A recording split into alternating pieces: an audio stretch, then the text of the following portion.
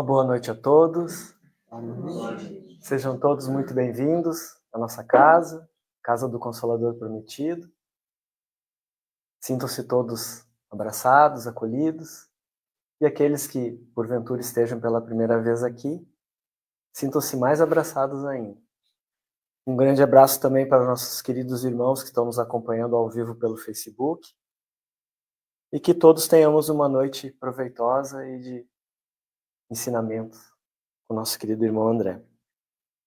Para iniciarmos, então, o trabalho dessa noite, eu gostaria de ler uma mensagem do livro Senhor e Mestre, de Carlos Barcelli, pelo irmão José. Fragmentos. Enquanto não logras a perfeição, te movimentarás em meio à transitoriedade de tudo que te cerca. Conceitos que se modificam, opiniões que se alteram, horizontes que se ampliam, verdades que se fragmentam, tempo relativo e a existência fugaz. Então, com essa bela mensagem, eu convido os irmãos que assim o desejarem para fechar os olhos físicos, não como uma forma ritual, mas como uma forma de nos concentrarmos e nos conectarmos com Deus, nosso Pai, com nosso querido Mestre Jesus, com a espiritualidade amiga, agradecendo essa oportunidade, esse momento em que estamos todos reunidos aqui para ouvirmos a palavra de Jesus. E vamos pedir que possamos fazer isso da melhor maneira possível, dentro das nossas limitações, tanto morais como intelectuais, mas que possamos aproveitar esse momento. Pedimos também o amparo necessário para o nosso querido irmão André, expositor dessa noite. Que ele possa nos transmitir aquilo que planejou, aquilo que estudou, e principalmente aquilo que cada um de nós precisa ouvir essa noite. Enfim, que todos nós aproveitemos ao máximo esse momento em que estamos aqui. E que assim seja. Assim seja. Então, já de imediato, gostaria de passar a palavra para o nosso querido irmão André. Acho que ninguém conhece ele, né? O nosso trabalhador querido da nossa casa, um irmão que bastante ativo dentro do espiritismo e ajuda muitas pessoas. Eu sou uma delas, então, nosso muito obrigado e um bom trabalho para ti hoje, André. Obrigado. Mas não vou trabalhar sozinho, eu vou te chamar para trabalhar aqui. Então, boa noite a todos que aqui compareceram, tanto encarnados como desencarnados. Que sempre sejam bem-vindos. Gostei muito da propaganda do seu Ney, da nossa conversa de hoje. Não sei se estava muito harmonizado, estava em sintonia com aquilo que eu estava pensando sobre atendimento. Achei aquela imagem fantástica, né? Aquele fundo de Jesus, né, acolhendo aquele nosso irmão. Gostei da fala do Marcelo também, dentro das minhas limitações intelectuais e morais. A gente vai conversar na noite de hoje, não mais do que isso, né? Que todos sabem que eu tenho, né, algumas limitações, né? Então a gente não vai fugir muito. E é um tema bastante simples. Todos aqui estão convidados, eles sabem, né, que nós temos vários grupos de estudos na casa. Temos um na segunda, são dois, né, seu Jorge? São dois grupos. Na sexta, três. Desculpe. São 3 grupos de estudo na segunda, 2 presenciais e um online com o seu Ney. Na quinta tem, mas aí é restrito, tem outro grupo de estudo. E na sexta, eu acho que é aberto também, né, seu Ney? É online. Mas é aberto ao público, quem quiser. Está falando para o povo geral? Está pensando, após a série de provas, fazermos um curso de introdução do para quem quer começar a conhecer a doutrina espírita. Ah, interessante. Dia e horário que favoreça uma Isso é interessante, porque tá seguida, né, pessoas nos procuram para conhecer a doutrina e não tem como encaixá-las em algum grupo. Talvez a partir de setembro a gente possa pôr em prática. Né, mas o que eu queria dizer, nesses grupos de estudo, tem algo que me chamou bastante a atenção, que foi principalmente São Jorge, e em algumas obras a gente viu, mas a fala é assim, né? Eu venho na casa espírita para quê? Por quê? Ou em outra denominação religiosa, eu venho para ser servido? Geralmente é isso, né? Por que eu venho para a casa espírita? Eu venho para a casa espírita, a grande maioria que eu conheço, as pessoas que eu conheço, claro que podem ter irmãos e não aconteceu isso, mas vêm para a casa espírita por um motivo pela dor. Né? Eu estou sofrendo, eu estou com algum problema e por isso que eu vou à casa espírita, porque eu quero resolver meu problema. Não é isso que acontece? Ou aqui é diferente? A senhora veio pela dor ou pelo amor? É. A curiosidade, nem amor, nem dor. Tem mais essa também. Muitos anos atrás. Mas a grande maioria é pela dor, né? Pela necessidade por ser servido. Para sermos servidos. E agora, com o passar dos anos e do tempo e do conhecimento, alguém já pensou em vir à casa espírita para servir a Jesus? Porque eu venho para ser servido por Jesus. E com o passar do tempo, ou já pensei em alguma vez em vir à casa, ou qualquer outra denominação religiosa, ou na rua, né, em servir Jesus? Eu já pensei nisso? Ou eu apenas quero resolver meus problemas e dali em diante, e aí apareço quando o problema volta de novo. É assim que funciona? Tem uma história bastante interessante. Eu gosto muito do nosso irmão X, ou Humberto de Campos, como queiro, né? E ele nos conta uma história bastante interessante. Ele já havia desencarnado, estava no plano espiritual, estava no seu trabalho. Quantas horas eu trabalho? No meu trabalho diário lá? Eu trabalho, vocês sabiam, né? Que eu trabalho, desencarnar, eu não vou dormir. Né? Eu tenho um trabalho, quantas horas? Eu trabalho 8 horas por dia. Né? E depois dessas 8 horas, eu tenho 4 horas voluntárias, né, que eu posso fazer meu trabalho voluntário. Essas 8 horas eu vou ter que trabalhar para, né, eu tenho que... A espírita não come, né? É isso? Não precisa de casa, não precisa pagar luz ou energia, ou sei lá como é que funciona. É isso? Então, eu acho que e Humberto de Campos estava cumprindo as 8 horas obrigatórias dele. Obrigatórias não. É que nem aqui no plano na Terra, né? Se eu não, né? Mas no caso do nosso irmão, ele trabalhou as 8 horas e depois, se eu quero, eu tenho mais 4 horas para servir. E chegaram até ele os espíritos superiores que tinham um problema a ser resolvido na crosta terrestre. Né? Era uma menina que ela estava com um sério problema de obsessão. E, segundo a espiritualidade superior, a menina poderia ser tratada devido à mãe. A mãe já tinha créditos e merecimento para que a menina poderia ser tratada. E a espiritualidade deu fez a reunião, deu as coordenadas para ele, que a mãe frequentava tal centro espírita, em tal cidade, então já estava... E ele achou um trabalho muito fácil, né?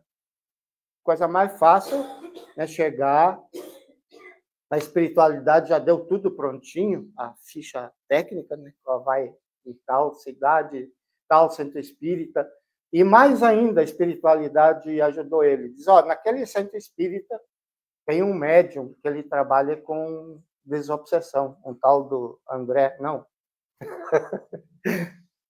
Ele deu o nome do médium, o tal do médium, ele trabalha com desobsessão, e ele trabalha naquele centro espírita onde a menina vai, a mãe vai, né? Humberto de Campos, tranquilo.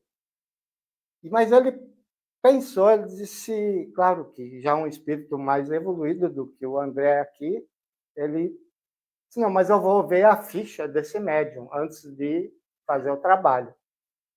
De ir até a crosta, né, fazer esse trabalho, ajudar esse médium a fazer esse trabalho de desobsessão.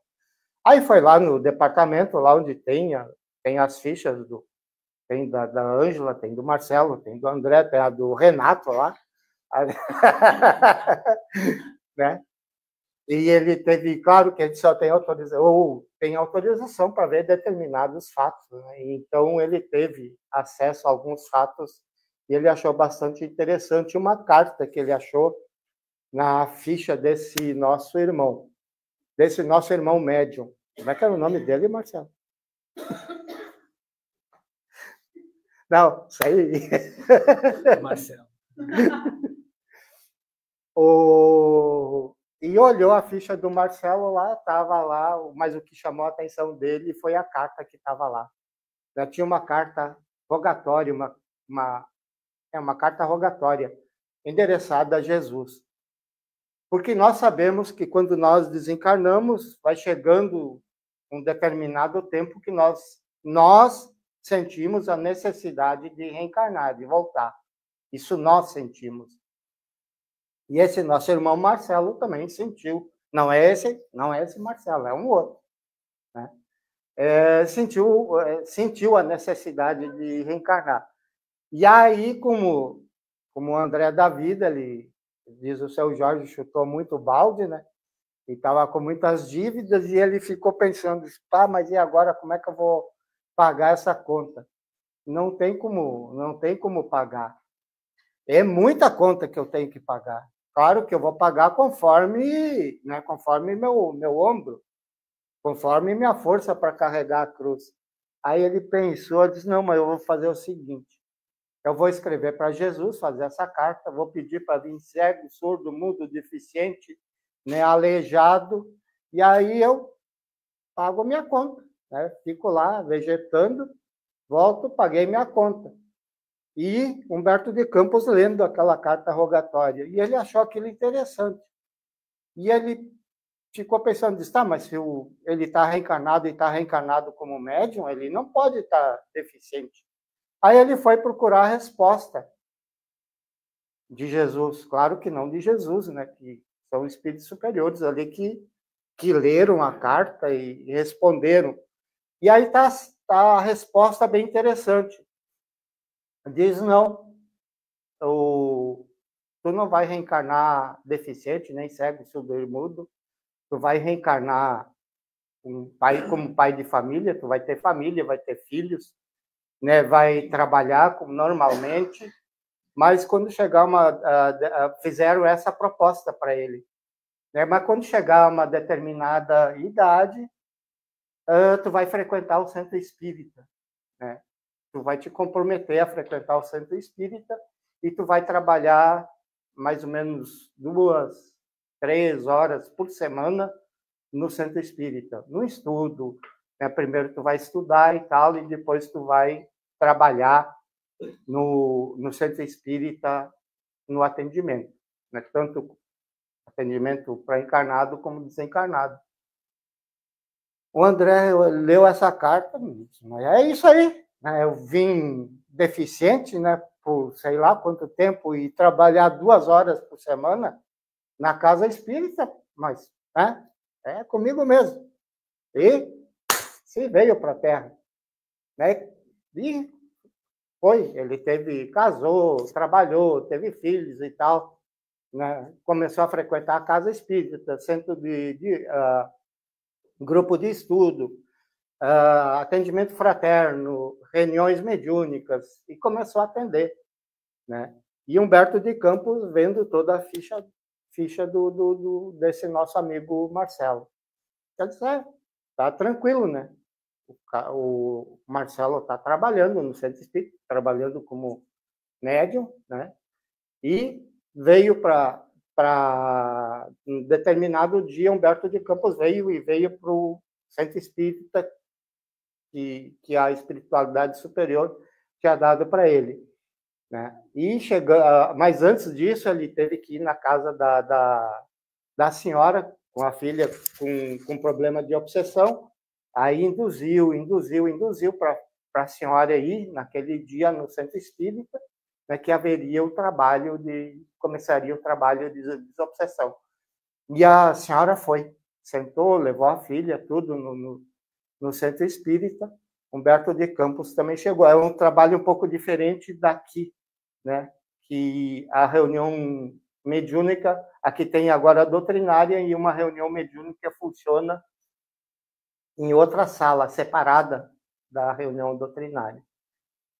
E a senhora, tranquila, sentada ali, né, com a filhinha, e ele chegou ali e disse, tá, agora, né, vamos na reunião mediúnica, vamos falar com o tal do Marcelo, que é o médium que vai trabalhar com a desobsessão. Aí ele entrou na sala da reunião mediúnica, né, olhou assim, cadê o Marcelo? Olhou de novo, nada. Cadê o nosso irmão? Aí ele olha para o mentor do plano espiritual e eles conversam, né? Aí ele disse, o mentor do grupo mediúnico diz, olha, Marcelo já faz algum tempo que não comparece à reunião mediúnica. Aí Humberto de Campos disse, pá, mas não foi tão fácil assim a minha empreitada, né? Aí ele, o que eu faço agora? Aí voltou, ficou perto da senhora, disse, não, eu vou induzir ela a ir até a casa do Marcelo. Eles, claro que tinha um endereço, né? Sentou perto da senhora, a senhora tinha uma mediunidade bastante aflorada, e começou a induzir a senhora. E a senhora aceitou a sugestão, a senhora encarnada, né? Aceitou a sugestão de levar a filhinha até a casa do Marcelo. Aí chegaram lá, e ele induzindo a senhora. Aí chegando até a casa onde morava o Marcelo, aí já era numa cidade pequena aqui no Brasil, na varanda eles já enxergaram o Marcelo sentado, já com a cervejinha do lado, jornalzinho. E essa senhora chegou e explicou o caso para ele. Ela diz, eu estou com um problema de obsessão na minha filha, e a gente sabe que o senhor trabalha com desobsessão, é médium, trabalha no centro espírita. A gente veio pedir socorro, se o senhor não pode nos ajudar, né, no tratamento da minha filha, que está com esse problema terrível de obsessão, né, pedir uma caridade pro irmão. Aí ele sentado ali com a cerveja do lado, perna cruzada, né, na varanda. Aí ele olhou para ela e disse, olha, eu trabalhei no centro espírita já faz algum tempo, trabalhei como médium. Hoje eu não trabalho mais. E vou lhe dizer mais, né? Quem trabalha de graça é burro, né? Então eu parei de trabalhar, né? Isso, ele assumiu o compromisso no plano espiritual para vir servir ao semelhante e atender o semelhante. Por isso,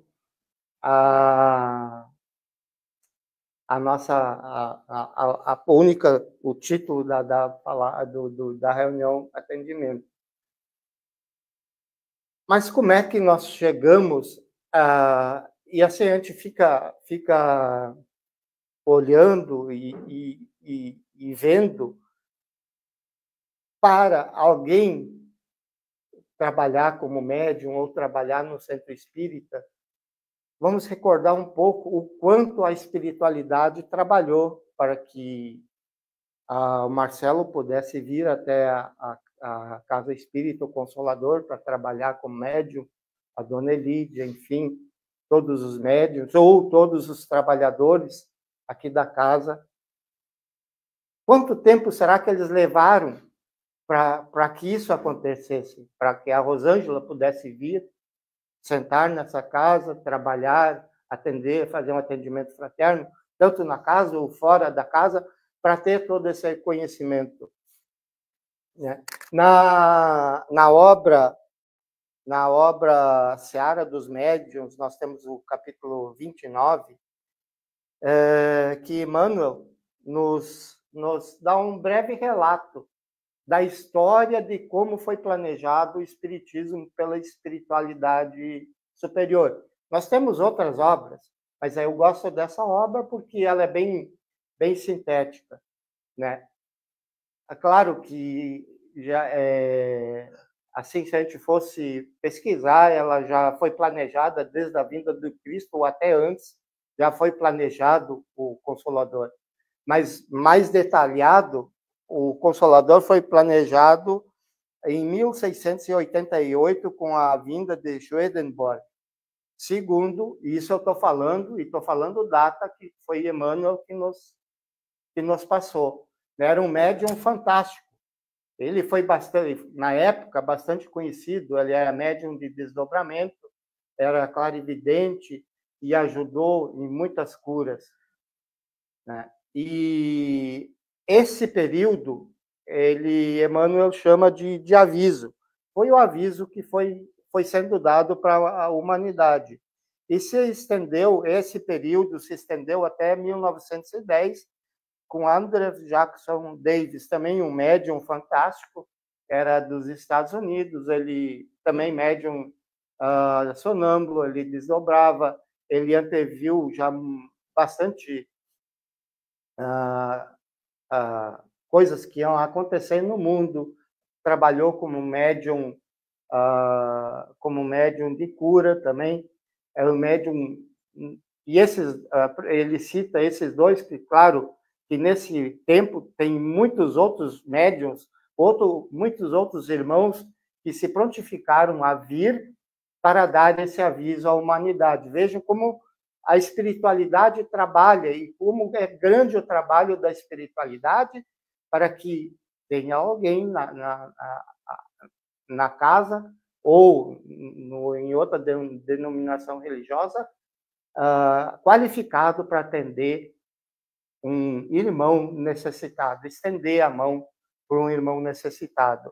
E ele divide essa história em 4 etapas, né? O aviso, que vai de 1688 a 1910, e a chegada.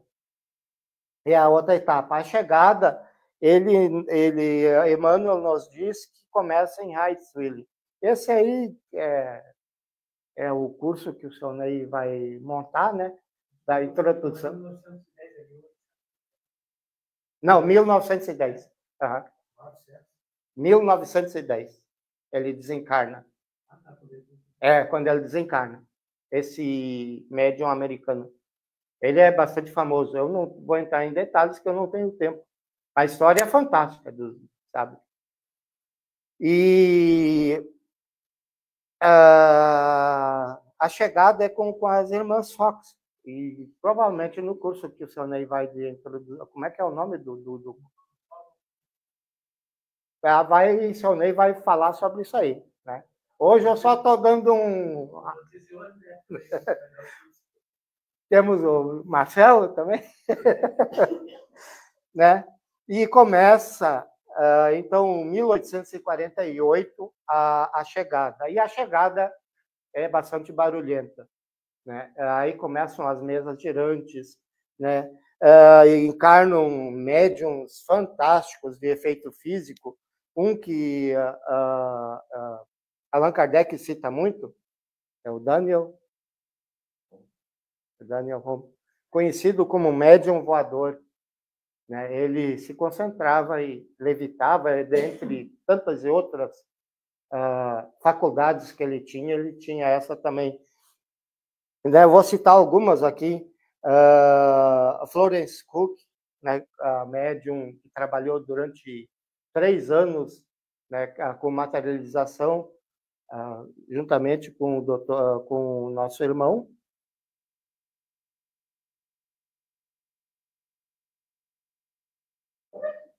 William Crookes, né, e outros médicos. Temos nosso irmão, que ali foi pesado o perispírito, que o perispírito tem peso, né, e várias outras. Então, vários médiuns, vários irmãos com mediunidade reencarnaram nesse período para que fosse estudado, para que a doutrina fosse estudada, para que nós hoje pudéssemos estar sentados aqui. Temos a Eusapia Palladino, uma italiana, a médium, provavelmente seja a médium que foi mais estudada em toda a história da mediunidade, a médium fantástica de materialização. Temos os irmãos Davenport, né? Infelizmente, eu estou só citando esse exemplo, porque nós sabemos que dentre esses inúmeros irmãos que se propuseram a ajudar a doutrina ou a ajudar o estudo, há irmãos também que se propuseram, mas falharam, como esses irmãos Davenport.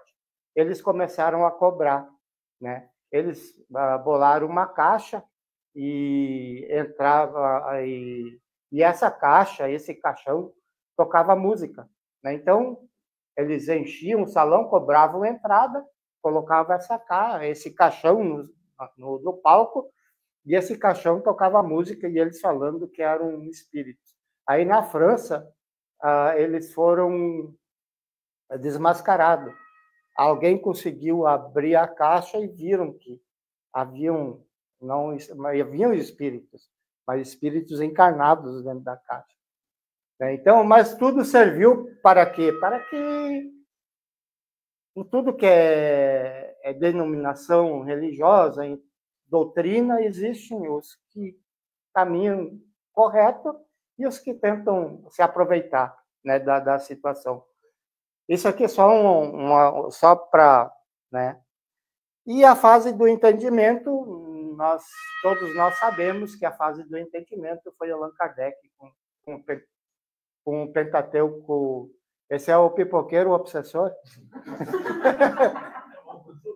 Não, o algodão doce é o obsessor. Tem o bife obsessor também, né? A gente já está quase no final, aí tem aquele cheirinho de bife. E a fase do entendimento, então, é de Allan Kardec, que codifica a doutrina, né, através de mais de 1.100 espíritas, certo, Marcelo? Espalhados pelo mundo. Ele recebe as cartas, lê as cartas e monta toda a doutrina espírita. E a última fase do atendimento? Será que nós estamos nessa fase do atendimento? Ou ainda estamos, por isso que eu contei a história do Marcelo, ou ainda estamos já estamos na fase do atendimento, mas estamos abraçados com o Marcelo. Chegamos aqui, lá, quando a gente assinou nossa vinda, a gente abraçou, disse, não, eu vou lá, vou ajudar. Mas com certeza, eu não quero vir sem braço, sem ouvido, sem cego, surdo, mudo, mas sem perna. Eu vou reencarnar, mas eu vou lá 2, 3 horas por semana, eu vou estar lá no Centro Espírita, ou vou estar lá na, sei lá, outra denominação religiosa, eu vou estar lá trabalhando. Não é verdade? Será? Até hoje, em vez de servir, eu procuro ser servido. Né? Agora, voltando de novo ao irmão X, pontos e contos, bem curtinho, né? Aí já está chegando quase na hora. E eu vou voltar e vou contar. Eu gosto muito de história, né? Contar uma historinha.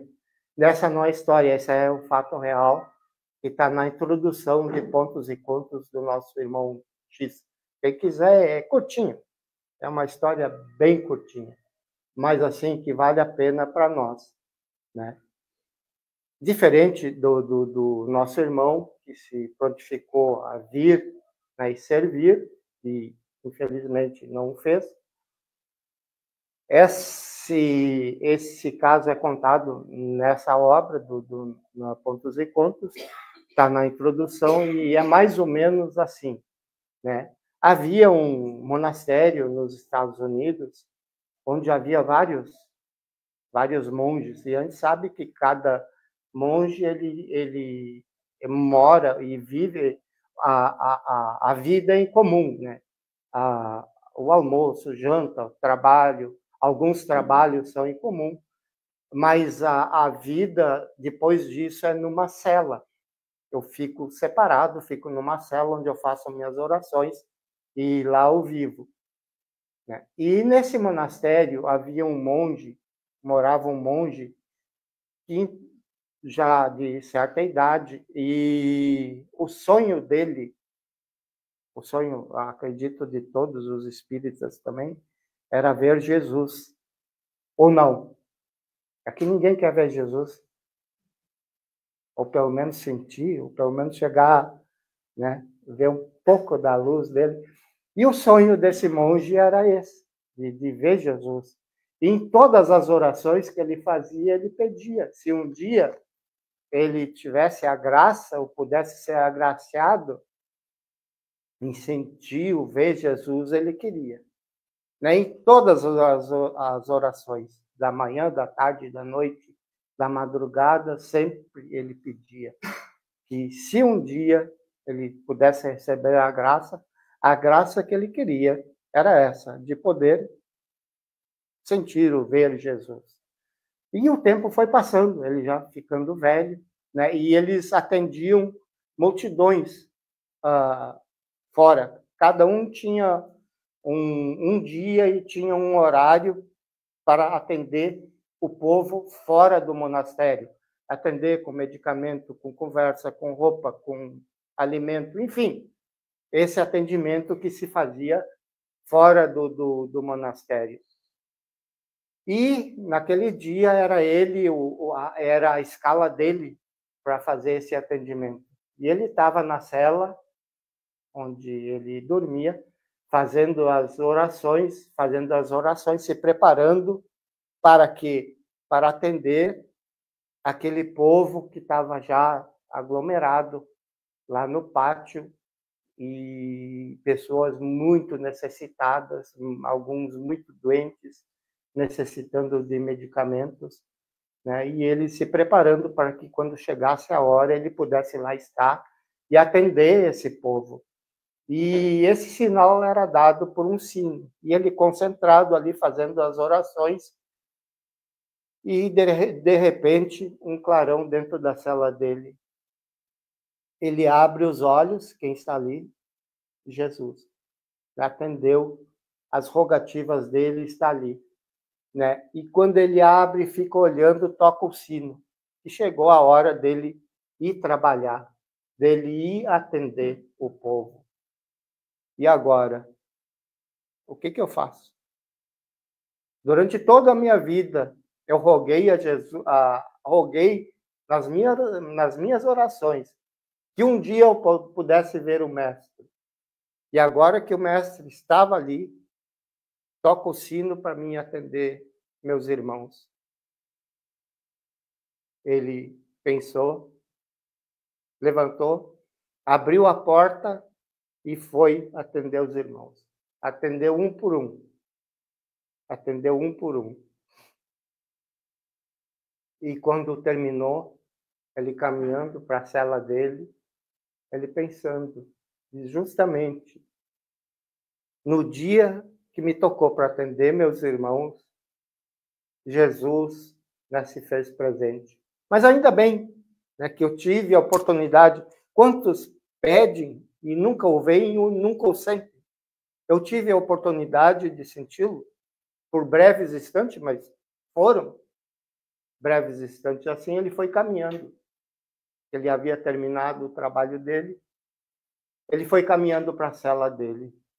Quando ele chegou na maçaneta, abriu a porta, ele ficou parado olhando. Ali ainda estava Jesus. Ele olhou para Jesus e disse: "O senhor aqui me esperando?" Ele disse: "Sim.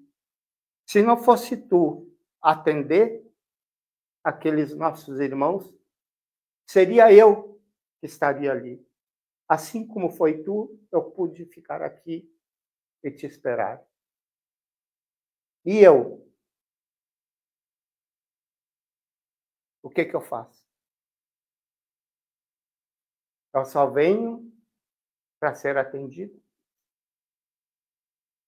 Ou algum dia eu posso também atender?"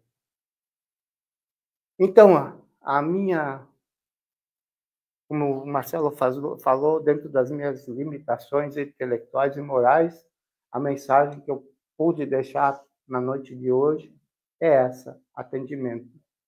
Né? Nós estamos indo para um mundo de regeneração, e eu já estou nessa fase do atendimento, ou estou ainda na fase de ser atendido? Então, que possamos pensar, cada um pense em si, né? E possamos ir para casa, ir para nossas casas, levar tudo aquilo que aqui nós recebemos.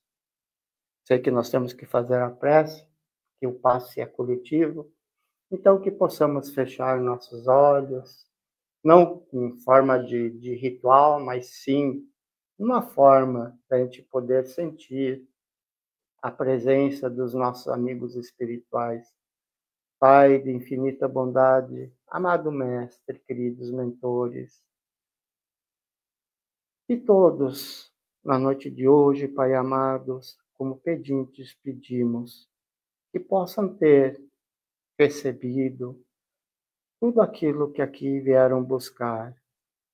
Pedimos também, Pai, que possamos passar de pedintes a atender os nossos irmãos, derramar sobre todos eles tudo aquilo que nós já recebemos durante a sua jornada.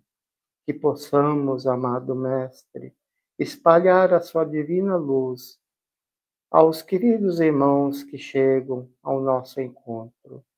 Pedimos na noite de hoje, Pai, que todos que aqui, encarnados e desencarnados, possam receber os fluidos necessários para o seu pronto restabelecimento. Agradecemos, Pai, a divina doutrina que nos ofereceste, que ela possa ser o leme seguro, a luz a iluminar a nossa caminhada na estrada escura, e que um dia, Pai, de sermos servidos, possamos servir o nosso semelhante. Que assim seja. E obrigado a todos, encarnados e desencarnados, que aqui estiveram na noite de hoje. Obrigado.